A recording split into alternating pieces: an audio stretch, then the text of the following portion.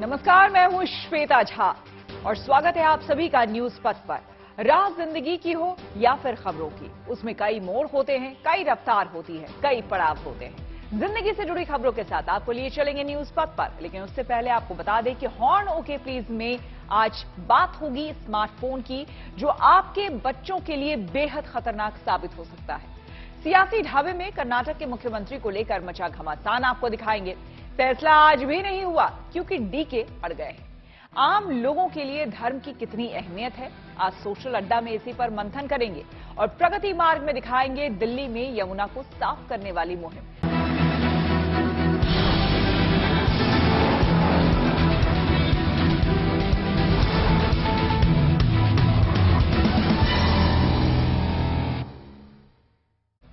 और आइए शुरू करते हैं न्यूज पथ पर सफर और सबसे पहले आपको दिखाते हैं ऐसी तस्वीरें जिनका जिक्र सरे रहा है।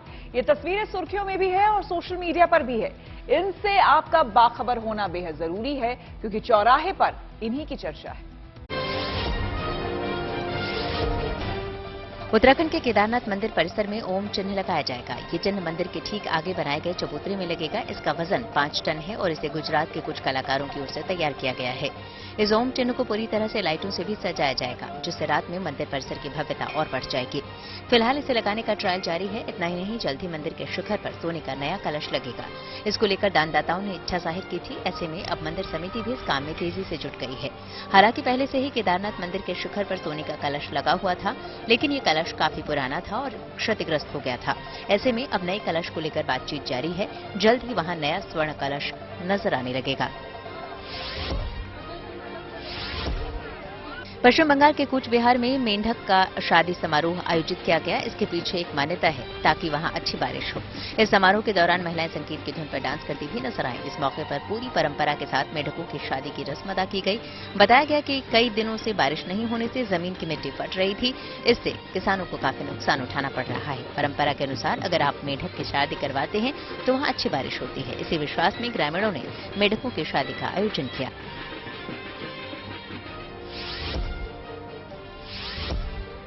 उत्तराखंड के ऋषिकेश में एम्स के डॉक्टरों ने एक मरीज के शरीर में घुसे सरिये को सफल सर्जरी कर बाहर निकाल लिया। ये सर्जरी करीब 4 घंटे तक चली। बताया गया कि हल्द्वानी के पास एक सड़क हादसे के शिकार हुए इस युवक के सीने में लोहे की रॉड आर पार हो गई थी, लेकिन अब सफल ऑपरेशन के बाद मरीज की जिंदगी खतरे से बाहर है।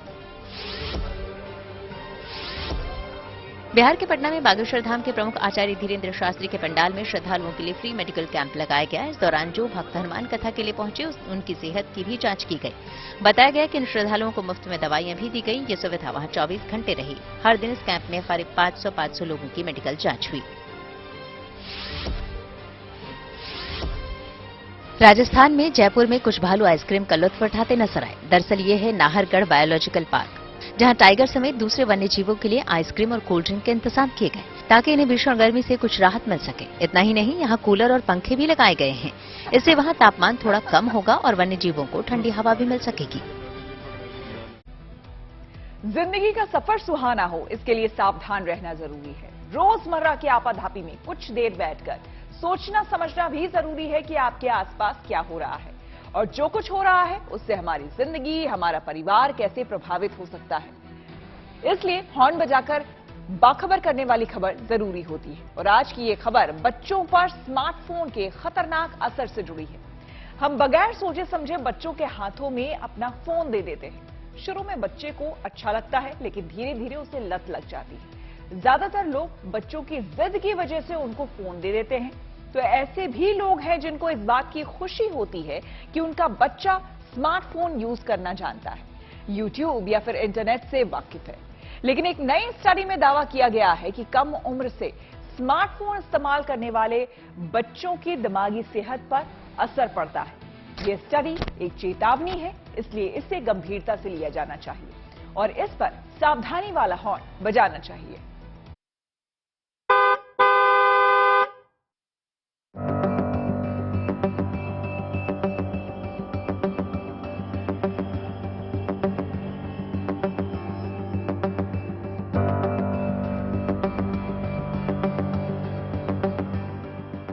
ये हमारे दौर की एक अजब तस्वीर है।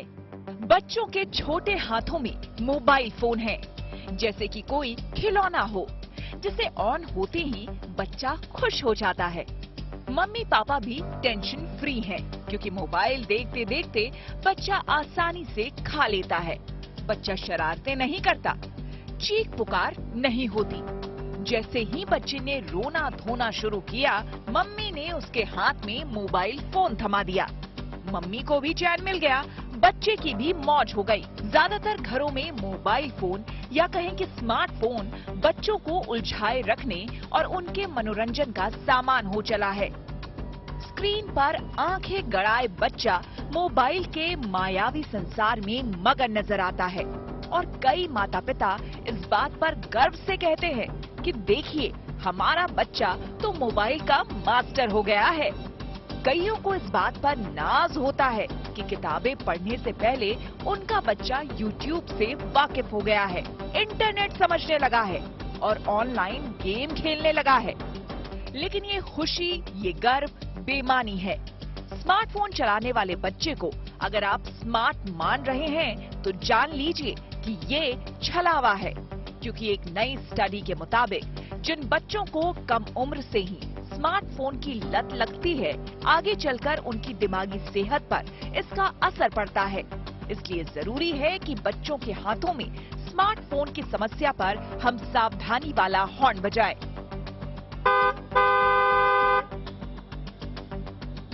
पहले आपको बताते हैं कि सेपियन लैब्स और क्रेया यूनिवर्सिटी की रिसर्च में क्या सामने आया है।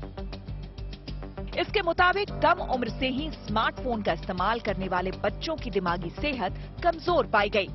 खासकर 10 साल की कम उम्र से स्मार्टफोन इस्तेमाल करने वाले बच्चों में आगे चलकर मानसिक अवसाद की समस्या पाई गई। उनमें खुदकुशी के ख्याल आना, आक्रामकता, अलगाव और भ्रम होने जैसी समस्याएं पाई गई। इसके उलट ज्यादा उम्र में स्मार्टफोन यूज करने वाले बच्चों की दिमागी सेहत बेहतर पाई गई। इस रिसर्च के लिए एक ग्लोबल स्टडी के आंकड़ों का इस्तेमाल किया गया। लोगों से स्मार्टफोन या टैबलेट यूज करने की उनकी उम्र के हिसाब से सवाल पूछे गए। देखने में आया कि इन इलेक्ट्रॉनिक डिवाइस का युवाओं की दिमागी सेहत पर खराब असर हो रहा है।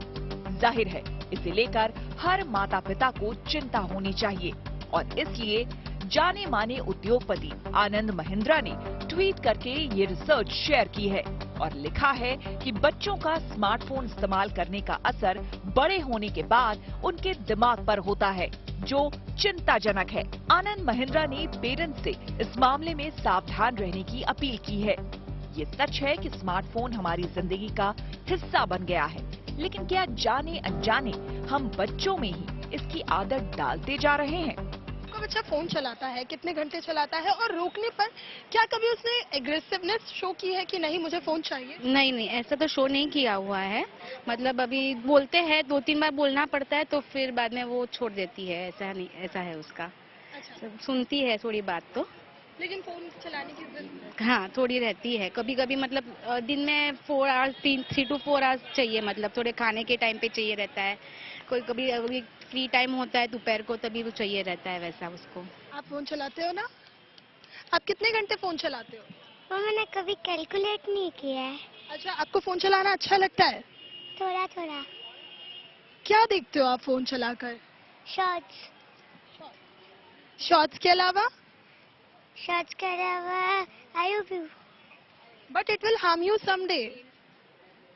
मेरे को पता है वो हार्म करता है, पर मजा आता है खेलने में। यानी इसकी समझ तो है कि स्मार्टफोन से नुकसान है, लेकिन इसकी रोकथाम मुश्किल है, क्योंकि बच्चों को भी मजा आता है और माता पिता को भी कोई खास चिंता नहीं। लेकिन लापरवाही भरी ये सोच आपके लाडले या लाडली के लिए आगे चलकर बड़ी मुसीबत खड़ी कर सकता है। हैरानी की बात ये है कि लोग बाग को इस बात का आभास है, फिर भी वो इसके खिलाफ कुछ नहीं कर पा रहे। मेरी डॉटर है 7 year old. She is also sometimes behaving, ऐसा बिहेव होता है कि she is little bit aggressive कि नहीं मुझे देखना ही है। तो ये बहुत बड़ा थ्रेट है। जो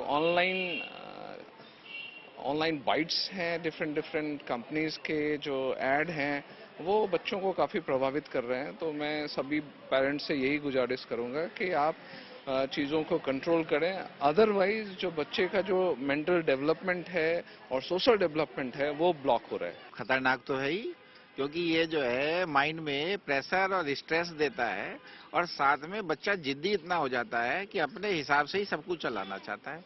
उसे उसमें ये भी होश नहीं रहता क्या हो रहा है क्या नहीं हो रहा है। कई बार तो बच्चा अपना मोबाइल चलाते चलाते उसको सीढ़ियों का भी पता नहीं रहता, बालकनी से गिरने का डर हो जाता है, तो उस ध्यान ही नहीं रहता। और इवन मतलब ये हद हो गई है कि बड़े तो बड़े गोद के बच्चों तक का ये हाल हो गया है कि वे उसके बिना मतलब ऐसा हो जाता है जैसे उसके बिना जी नहीं सकते। तो ये स्थिति तो खतरनाक है। बच्चों को मोबाइल ना दो तो सुसाइड करने की तक की धमकी देते हैं और सोशल मीडिया ने उनका कैरियर बर्बाद कर दिया है। रिलेशंस तो खत्म ही कर दिए, दादा मामा मामी सब पूरा दिन फोन में ही लगे रहते हैं। उनको पता ही नहीं कि कहानियां क्या होती हैं, दादा नानी भाई रिश्ते सारे खत्म होते जा रहे हैं फोन में। असल में जब घर के बड़े ही घंटों स्मार्टफोन का इस्तेमाल कर रहे हों, तब बच्चों पर रोक लगाने की खास जरूरत उन्हें महसूस नहीं होती और न वो चाहकर भी ऐसा कर पाते हैं। लेकिन इस रिसर्च पर गंभीरता से ध्यान दीजिए। आनंद महिंद्रा की अपील पर गौर कीजिए और अपने घर में बच्चों के हाथों में स्मार्टफोन जाने से रोकिए। दूसरों को भी स्मार्टफोन से सावधान कीजिए और सावधानी वाला हॉर्न बजाइए। नीतू झा के साथ bureau report, good news today.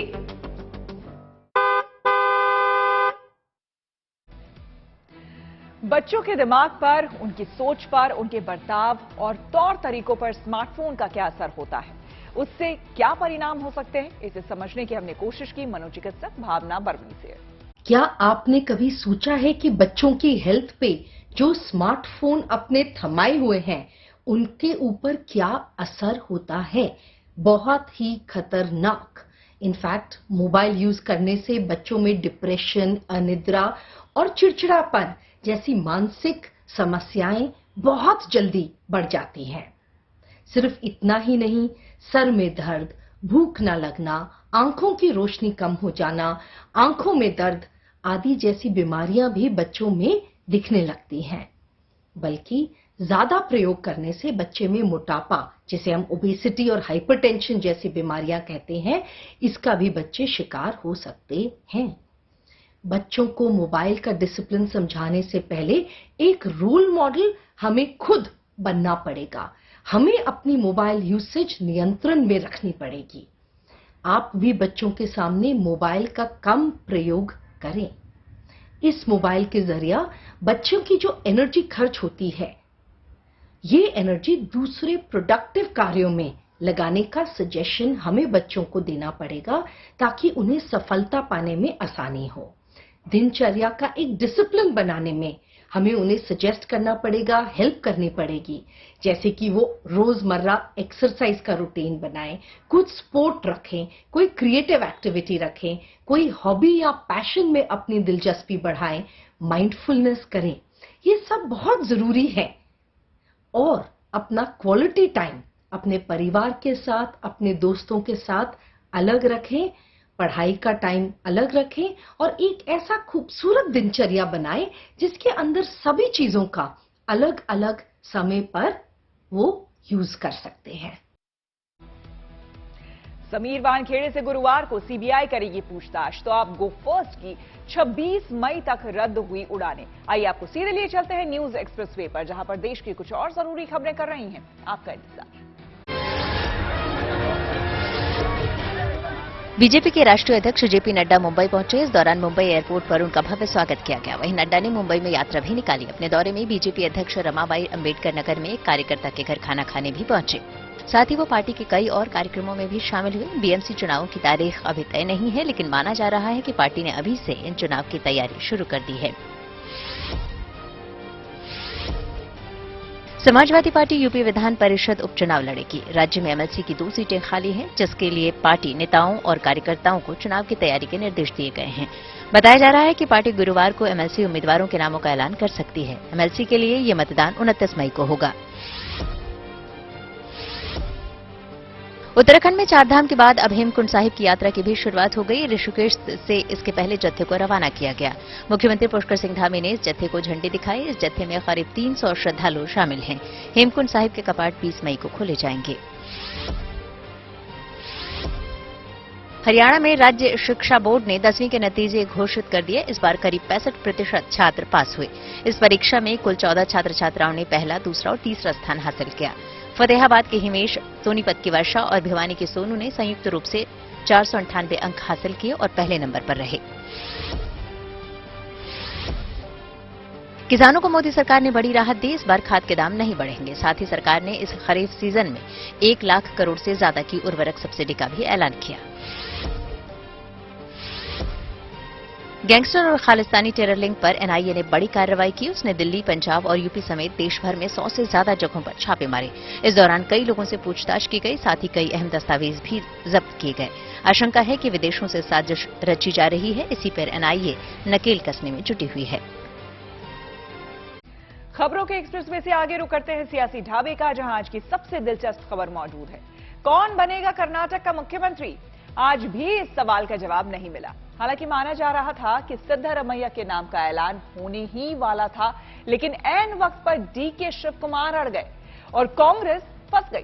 Congress दोनों में से किसी नेता की नाराजगी मोल नहीं लेना चाहती, इसलिए आखिर तक सुलह समझौते की कोशिश जारी है। कांग्रेस ने खुद कहा है कि इसमें कुछ वक्त लग सकता है।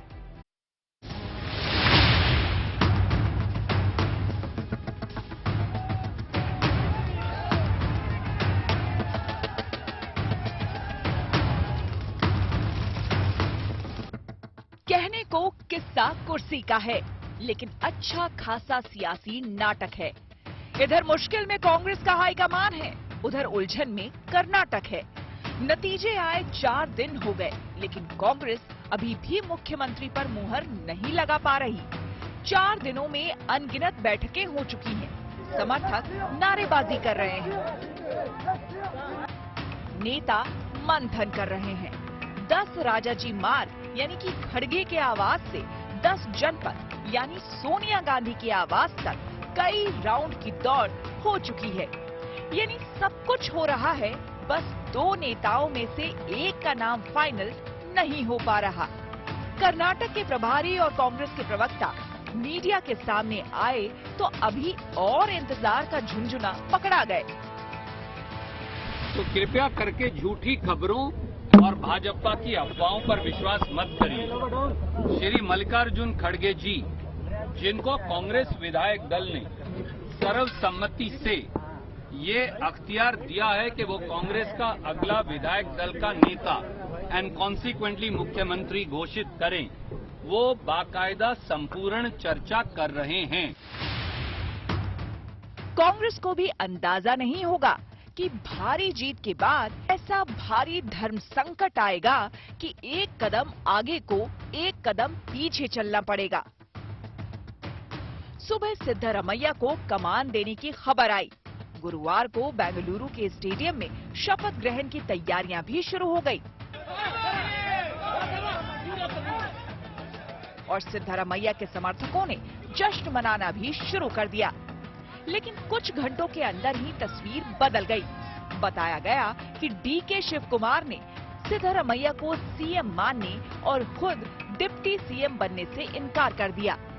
खबर ये आई कि डीके को मनाने के लिए उनको 2 मंत्रालय और उनके समर्थकों को मंत्री बनाने का प्रस्ताव भी दिया गया। फिर भी डीके टस से मस नहीं हुए। सूत्रों के मुताबिक उल्टे डीके ने कांग्रेस अध्यक्ष मल्लिकार्जुन खड़गे को सीएम बनाने का दांव चल दिया। दिलचस्प बात यह है कि यही मांग कर्नाटक में भी उठ गई और लगे हाथ बीजेपी ने लिंगायत समुदाय का राग छेड़ दिया।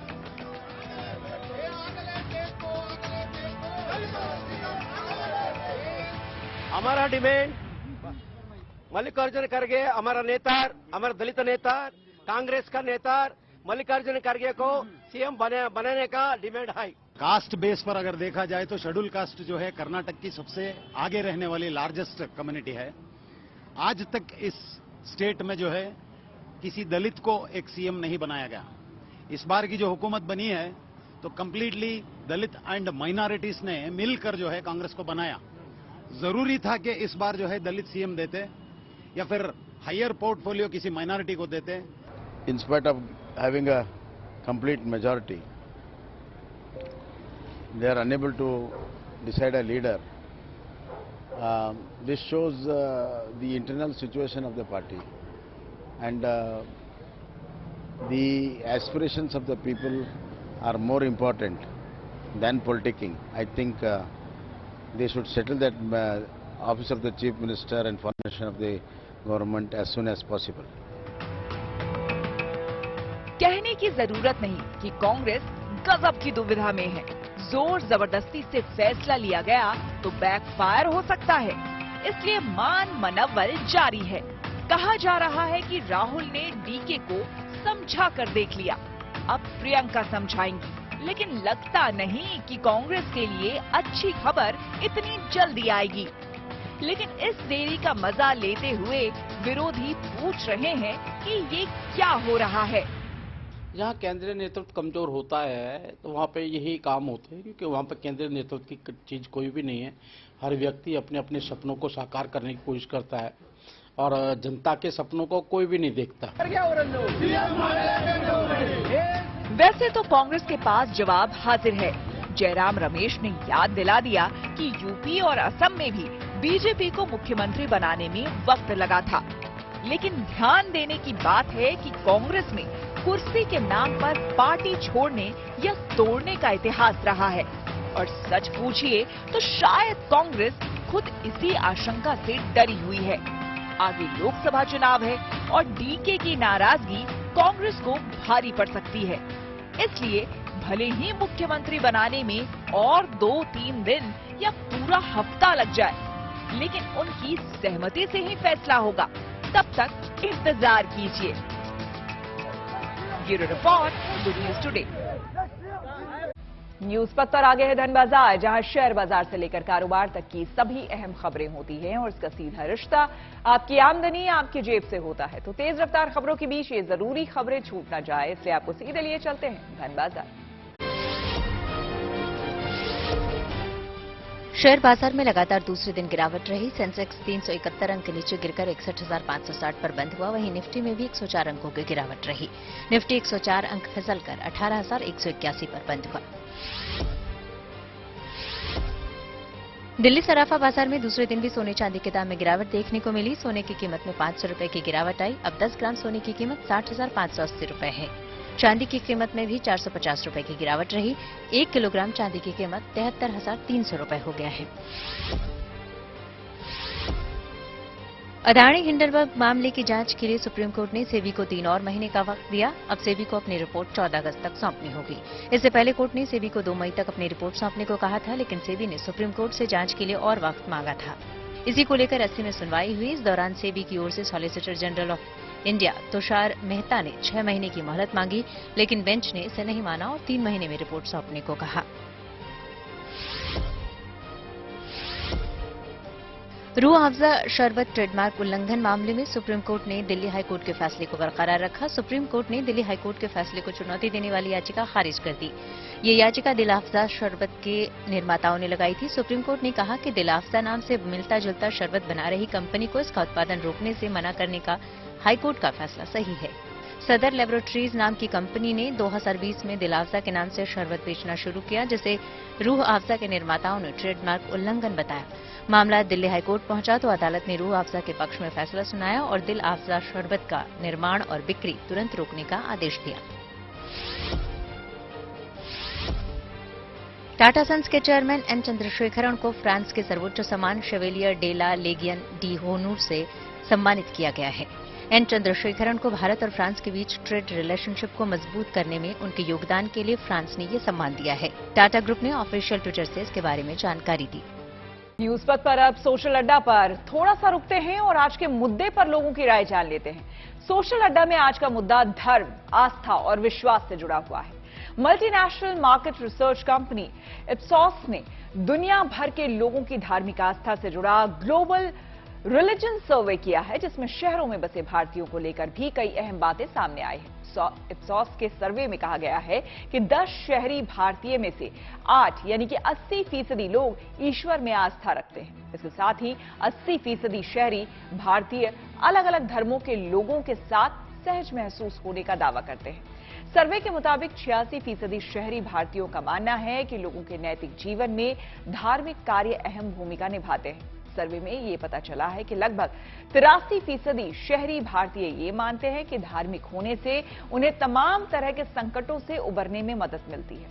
सर्वे में कहा गया है कि भारत में 10 शहरी लोगों में से 8 लोगों को लगता है कि धार्मिक विश्वास वाले लोग ज्यादा खुश हैं, जबकि सर्वे में शामिल लोगों में से 86% भारतीयों ने अपने धर्म को अपनी पहचान से जोड़ने का दावा किया। सर्वे में शामिल भारत के अलग अलग धर्मों के लोगों में से 70% लोगों ने कहा है कि वे उसी तरह ईश्वर में आस्था रखते हैं जैसे कि उनके पवित्र धार्मिक ग्रंथों में बताया गया है। सर्वे में एक दिलचस्प बात यह भी सामने आई है कि जो लोग ईश्वर में विश्वास नहीं रखते, उन्हें समाज में सम्मान नहीं मिलता। सर्वे में शामिल कम से कम 73% शहरी भारतीयों ने दावा किया है कि वो ऐसे लोगों का सम्मान नहीं करते जिनकी ईश्वर के प्रति कोई आस्था नहीं है। सर्वे में शामिल शहरी भारतीयों में से 74% ने दावा किया है कि वे महीने में कम से कम एक बार या इससे ज्यादा बार घर से बाहर पूजा स्थल पर प्रार्थना करने जाते हैं, जबकि दुनिया भर में ऐसे लोगों की संख्या 44% है जो महीने में एक या फिर इससे ज्यादा बार घर के बाहर पूजा प्रार्थना के लिए जाते हैं। तो सोशल अड्डा में हमने इप्सॉस के ग्लोबल रिलीजन सर्वे को लेकर कुछ लोगों से बात की और उनकी राय जानी। रिपोर्ट के मुताबिक 10 में से 8 लोग भगवान पर विश्वास करते हैं। उन्हें लगता है कि अगर वो भगवान के इर्द गिर्द हैं तो वो पॉजिटिव फील करते हैं। आप इसे कैसे देखते हैं? भगवान के पास, भगवान के दरबार में जाने से आपको थोड़ी शांति मिलती है। थोड़ी देर तो आप इस भाग दौड़ से वहाँ जाते हैं और बहुत पीसफुल इन्वायरमेंट रहता है अंदर। आप बैठ के अपने आप को एक अच्छा शांति महसूस करा सकते हैं, किसी चीज़ को याद कर सकते हैं, भगवान को याद कर सकते हैं। इससे क्या होता है कि आपके जो अंदर की अंतरात्मा होती है वो बहुत ही शांत होती है और फिर आप फ्रेश माइंड हो जाते हैं। बिल्कुल फ्रेश माइंड हो जाते हैं। आपका नाम क्या है? आरव वैद्य। आप भी मंदिर आते हैं हमेशा? अच्छा, भगवान के मंदिर आकर आपको कैसा लगता है? मतलब भगवान के मंदिर आना मतलब होता है भगवान से बात करना, उनके साथ अपने सारे प्रेयर्स को शेयर करना और अपने सारे दुख या सुख को उनके साथ बांटना।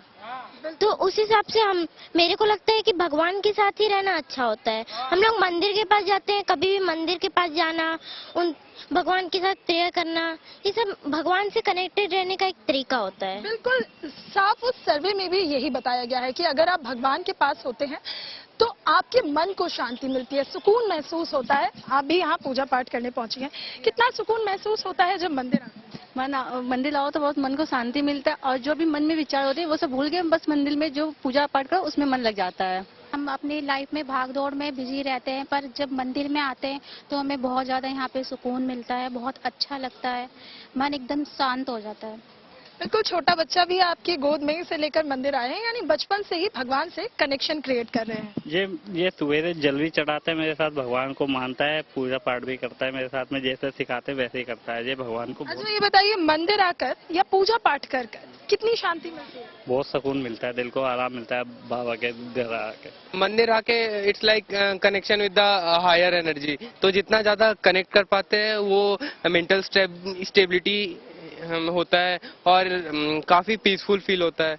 तो ये मींस लाइफ के अदर एस्पेक्ट्स में भी बहुत हेल्प होता है। एज इन मेंटल स्टेबिलिटी से इंसान काफी ज्यादा प्रोग्रेसिव हो जाता है, क्रिएटिव थिंकिंग। व्हाट्सएप ने यूजर्स को दिया है बड़ा तोहफा। टेक्नोलॉजी से जुड़ी ऐसी ही हर एक जरूरी खबर को जानने समझने के लिए आपको लिए चलते हैं डिजिटल गाली। मोदी कैबिनेट की बैठक में आईटी सेक्टर के लिए बड़ा ऐलान किया गया। सरकार ने आईटी हार्डवेयर के लिए 17,000 करोड़ रुपए की प्रोत्साहन योजना पीएलआई यानी प्रोडक्शन लिंक्ड इंसेंटिव स्कीम के दूसरे चरण को मंजूरी दे दी। कहा जा रहा है कि इससे देश में करीब 2 लाख रोजगार पैदा होंगे। रेल यात्रा करने वालों के लिए एक और गुड न्यूज है। मुंबई गोवा रूट पर semi high speed Vande Bharat express train का ट्रायल शुरू कर दिया गया। ये पूरा सफर 7 घंटे में पूरा होगा। मुंबई के लिए ये चौथी वंदे भारत ट्रेन है। व्हाट्सएप ने अपने यूजर्स की सुरक्षा के लिए एक बड़ा फैसला लिया। उसने अपने यूजर्स को 2 स्टेप वेरिफिकेशन फीचर ऑन करने का सुझाव दिया। इसके तहत यूजर्स को 6 डिजिट का पिन बनाना होगा। कंपनी का दावा है कि इसके जरिए आपके व्हाट्सएप पर कोई दूसरा सेंध नहीं लगा पाएगा। और न्यूज पथ पर आगे पब्लिक होर्डिंग पर दिल्ली वालों के लिए एक अच्छी खबर है। दिल्ली में मोहल्ला क्लिनिक के बाद अब सरकार मोहल्ला बस चलाने की तैयारी कर रही है। इस योजना को लागू करने के लिए केजरीवाल सरकार ने अधिकारियों को निर्देश दे दिए हैं। आपको बता दें कि जानकारी के मुताबिक केजरीवाल सरकार की जल्द ही दिल्ली में 100 मोहल्ला बस चलाने की योजना है। ये बसें संकरी और भीड़भाड़ वाली सड़कों पर चलेंगी और उन रिहायशी इलाकों और कमर्शियल हब को जोड़ेंगी जहां पब्लिक ट्रांसपोर्ट की सुविधा नहीं है। दिल्ली के ट्रांसपोर्ट मिनिस्टर कैलाश गहलोत ने बताया कि सरकार ने मोहल्ला बस चलाने के लिए 8 सदस्यों की एक्सपर्ट टेक्निकल कमेटी बनाई है। दिल्ली ट्रांसपोर्ट डिपार्टमेंट की ओर से जारी ऑर्डर में कहा गया है कि ये कमेटी मोहल्ला बस योजना की रूपरेखा तैयार करेगी। एक्सपर्ट टेक्निकल कमेटी को 3 हफ्तों के भीतर अपनी सिफारिशें ट्रांसपोर्ट डिपार्टमेंट को सौंपने के लिए कहा गया है। इस योजना के तहत दिल्ली ट्रांसपोर्ट डिपार्टमेंट की ओर से 9 मीटर लंबी इलेक्ट्रिक बसें सड़कों पर उतारी जाएंगी। ये मोहल्ला बसें खासतौर पर ऐसे भीड़ वाले इलाकों की सड़कों पर चलाई जाएंगी जहां 12 मीटर लंबी रेगुलर बसें नहीं चल सकती हैं। मोहल्ला बस योजना की घोषणा इसी साल दिल्ली के वित्त मंत्री कैलाश गहलोत ने बजट पेश करने के दौरान की थी। और अब रुक करते हैं प्रगति मार्ग का, जहां ऐसी खबरें हैं जो कि देश की तरक्की, प्रगति और लोगों की काबिलियत दिखाती है। यमुना को प्रदूषण से बचाने के लिए दिल्ली सरकार ने एक मुहिम चलाई है और इसे नाम दिया है आई लव यमुना। इस कैंपेन के जरिए सरकार की कोशिश है कि यमुना को लेकर लोग भी अपनी जिम्मेदारी को समझें और इसे साफ, स्वच्छ और निर्मल बनाने के लिए सरकार के साथ कदम से कदम मिलाकर आगे बढ़े।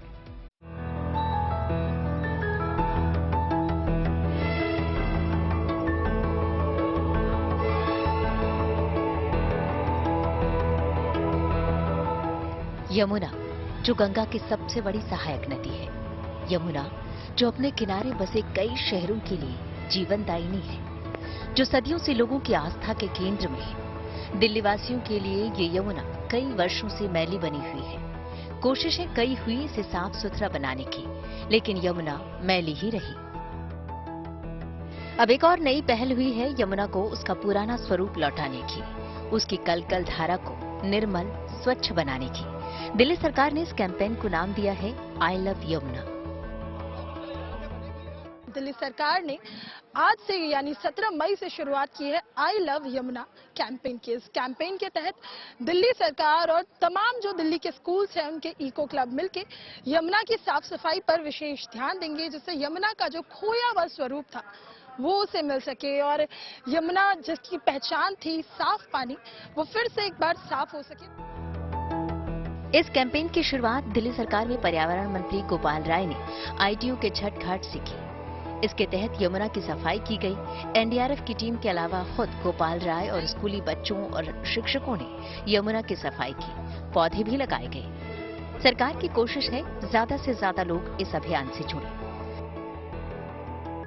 दिल्ली सरकार का मानना है कि लोगों की भागीदारी से जैसे वायु प्रदूषण कम किया जा सका, वैसे ही यमुना को उसका पुराना स्वरूप लौटाया जा सकता है। जाहिर है इस कैंपेन के जरिए सरकार का मकसद लोगों को इस मुहिम से जोड़ना है, यमुना के प्रति उन्हें जागरूक करना है, उनकी भागीदारी सुनिश्चित करनी है। सरकार 4 जून को इसके लिए यमुना संसद भी लगाने जा रही है। 4 तारीख को पूरे दिल्ली के लोग यमुना के किनारे जो है यमुना संसद के माध्यम से मानव श्रृंखला बना रहे हैं। तो मैं दिल्ली के लोगों से अपील करना चाहता हूं, आप भी उसमें 4 जून को शामिल हुइए, जिससे कि हम सब मिल करके, क्योंकि यमुना में जो प्रदूषण आता है वो हम लोगों का ही प्रदूषण है। अगर हम मिल करके सामूहिक प्रयास करेंगे तो हमें सफलता जरूर मिलेगी। आई लव यमुना कैंपेन से शहर के तमाम स्कूलों को भी जोड़ा गया है, ताकि बच्चे पानी और यमुना के महत्व को समझ सकें। बच्चों के स्लोगन और पोस्टर में भी यमुना के प्रदूषण को लेकर चिंता दिखाई दी। ये जो ड्राइंग है ये मैं इसलिए बना के लाई हूँ क्योंकि जो आजकल के लोग हैं वो यमुना को इतना ज्यादा गंदा कर रहे हैं, पॉल्यूशन से प्लास्टिक की सारी चीजें फेंक दे रहे हैं। प्लास्टिक का कम से कम यूज करना चाहिए और जो इसमें रहने वाली मछलियां, जीव जंतु हैं, उनको भी नुकसान पहुंच रहा है। जिस उत्साह और एक्शन प्लान के साथ एक बार फिर यमुना को निर्मल बनाने की कवायद शुरू हुई है, उम्मीद की जानी चाहिए कि इसे दिल्ली वासियों का भी भरपूर सहयोग मिलेगा। Neetu Jha, Delhi, good news today. इसी के साथ मेरे साथ यानी कि श्वेता झा के साथ न्यूज वक्त में आज फिलहाल इतना ही। देश दुनिया की तमाम पॉजिटिव खबरों के लिए आप देखते रहिए गुड न्यूज टुडे।